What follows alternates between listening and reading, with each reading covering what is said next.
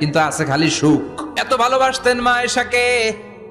মা আয়েশা গ্লাসের যেই জায়গা দিয়ে পানি খেতেন, বিশ্বনবী ওই জায়গায় মুখ লাগিয়ে পানি খেত। মা আয়েশা গোশতকে হাড্ডি ফেলে দিলে বিশ্বনবী ওই হাড্ডিটা নিয়ে চষতে শুরু করে দিত। এক বালতি থেকে পানি নিয়ে দুইজনে গোসল করত। আবার বিশ্বনবীর সাথে সাথে মাঝে মাঝে বায়না ধরতো, মাঝে মাঝে রাগও করতো। বিশ্বনবী বলেন, আয়েশা কখন তুমি রাগ করো, কখন তুমি আমারে ভালোবাসো আমি বুঝি। মা আয়েশা বললেন, কেমনে বোঝেন?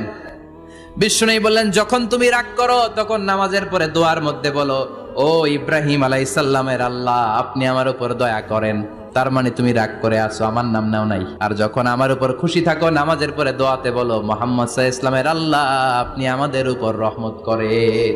তার মানে খুশির সময় তুমি আমার নাম নাও, রেগে গেলে অন্য নবী দেয়া দোয়া সাইরা দাও, রেগে গেলে আমার নামটা নাও না। মা আয়েশা বলে, নবী গো, আমি তো শুধু নামটাই মুখ দিয়ে নেই না, কিন্তু কলিজা থেকে তো আপনারে বাদ দিতে পারি না।